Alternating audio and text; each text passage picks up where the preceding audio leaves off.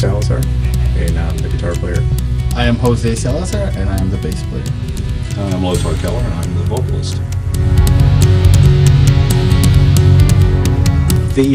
Actually, there was a little bit of thought process going into that, and we wanted to keep things simple. There's a lot of interesting names in bands, but if you're going to try to say that in a different language, it's like incredibly different as to what it is, or hard for people. So we thought, going back a little bit to the KISS concept, keeping it simple, something that anybody in any language, at any level of education of whatever, can actually say this stuff. So that made the most sense. Well, actually, this started when I had a bunch of riffs laying around and a lot of time on my hands, and I decided just to get a lot of these songs completed that I've accumulated throughout the years. So I had one song in particular that I contacted Mario about playing guitar on, which he did. And once I heard it, I was just blown away. It's like, not only just by the playing, but like what was put in the song. It's almost as if we had the same thought process, and because the song came out incredible. And then I had another one we talked about and said, let's try this one out. And literally within 2 hours, we wrote a complete song based out of it. And because of what had happened, and because, it's something that I guess you just have to be there, to feel it, what the feeling was, the magic in the air, if you will. We decided to pursue this a lot further, and that was pretty much the birth of Seven.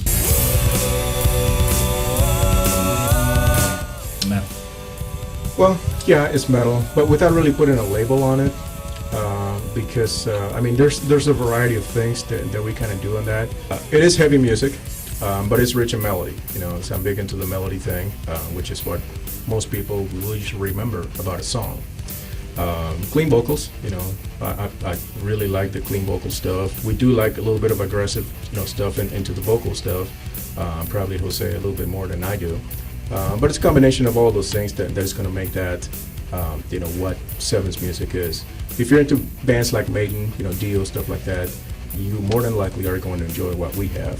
I think our style of music is heavily influenced by our influences, if you will. I don't know, from a personal level, I can listen to anything. Ranging from the 1950s to something that's current, And I think it really comes about in a really, really cool way.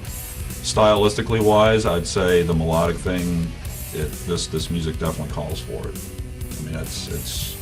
It's all based around that, and as far as where we go from there, I think we'll start to develop more of our other influences and some bits here and there, but melody, I think, is definitely the big root in what we make here.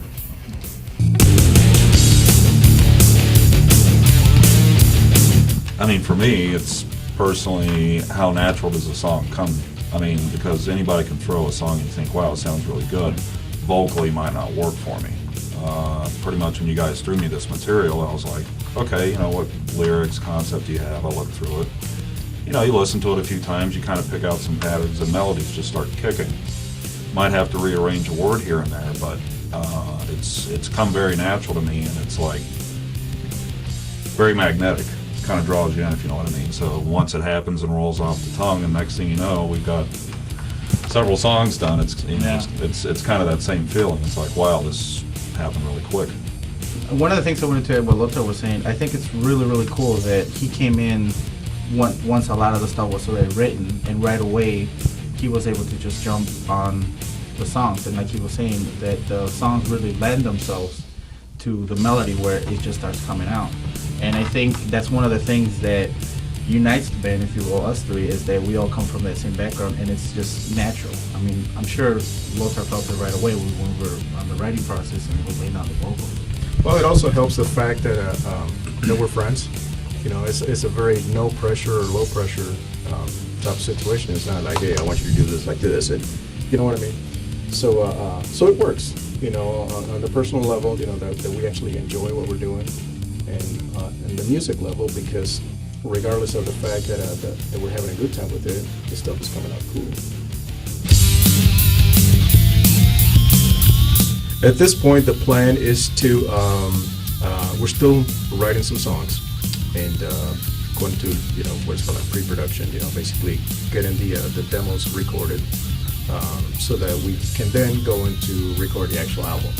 So the plan is to release an album at some point in time, sooner than later. And after that, proceed with marketing and supporting the album. So that is the plan at this point. I know. You're not gonna see Seven every Friday at 1 o'clock in the morning. You're not gonna see us play regularly. The whole point of this is to put on a show, like a show, something that is unique, something that is different, and something that will be worth whatever amount of money you'll be paying to see. That's one of the things that we wanted to do this starting out, was just doing something completely different. It's all about basically bringing an experience to the fans. I mean, ultimately, if they're coming to the show, they want to see something. If I wanted to go listen to the album, I'd just sit at home. It costs me a lot less money. I don't have to get in trouble with DUIs. But if I want to go and spend the money and take the time to go see a band, a good show put on, theatrics, whatever, smoke, fog, fire, whatever your thing is, that's ultimately important. So basically, instead of playing all the time, people anticipate seeing the maybe few shows. We would rather you do take the here. time to put together one good show than to diminish it down to playing 100 okay shows. Kind of go in with quality over quantity. Something that, as both Jose and Lothar said, that when people walk out of the show, it's like, oh my God, this was really, really cool. Not saturated in the market, playing every single weekend or every other weekend, But the times that we do play, that people are like, we got to check them out. Might be 6 months before we see them again. That is an experience that you got to go. It's not just something that you listen to. The old systems are not exactly working, as far as how bands present their music to people. So we have talked about this and kind of try to work smart, about that. If people are not coming to see the bands or see us for whatever reason, gas prices or weather or any type of situation, we're going to bring the music to them. Whether they're in Chicago, whether they're in Iowa, whether they're in Brazil or China. So we'll try to use technology that's available and just be smart about it, and bring the music to the fans. Depends on the music. Depends on the music, yeah. If it calls for it, I think we're kind of for the sake of the songs. This is not an ego thing that I'm the lead singer or I for my glory type thing. If the song calls for it, might do it. I think it would be really cool to have a female singer in one song. So if we have the right song and the right person to do it. We'll cross that bridge when we get there. It's an interesting thought. I think the best cover songs are done by bands that grab it and make it their own. Not necessarily something that it sounds just like Dio or it sounds just like this band, but they take something unique. I think if we pursue that path, it's definitely something that will have to be taken into account.